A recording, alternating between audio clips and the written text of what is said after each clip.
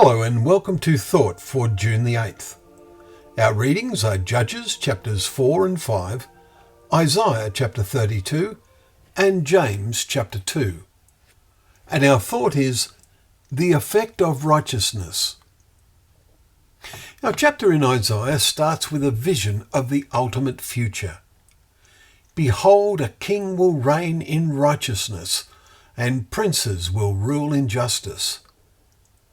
How wonderful when God's king reigns, and the whole world will then have to acknowledge what is the right way to live. However, ignore the chapter break and see that the king reigning in righteousness follows a time when the Lord has acted, whose fire is in Zion and whose furnace is in Jerusalem. As a result, the fool will no longer be called noble, and the scoundrel said to be honourable. Verse 5. And we cannot help but think of at least some of our politicians.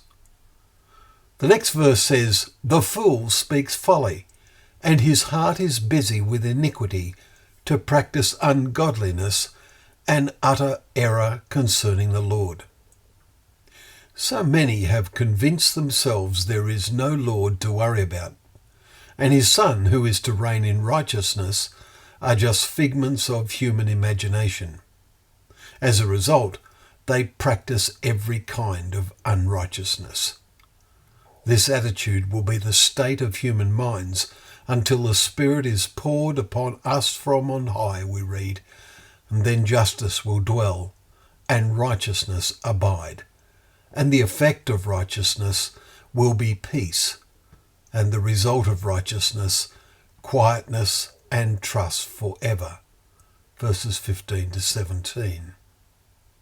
The next verse says, my people will abide in a peaceful habitation, in secure villages, and in quiet resting places. We meditate on those God will count as my people. May that include us.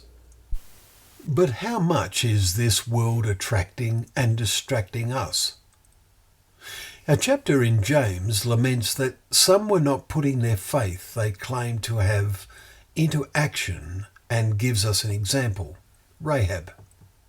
We can include Deborah, of whom we read today in Judges chapters 4 and 5, and the effect she had on Barak, and he on others. Faith in action is contagious. James makes the point, you see that a person is justified by works and not by faith alone. Chapter 2 verse 24. The effect of our righteousness is seen in the way we put the faith we believe we have into action, into works, and are ready and waiting for when the Spirit is poured upon us and the world from on high. Well, thank you once again for joining us for Thought for the Day, where together we can open up the pages of God's Word, knowing that Word to be a lamp to our feet and a light to our path.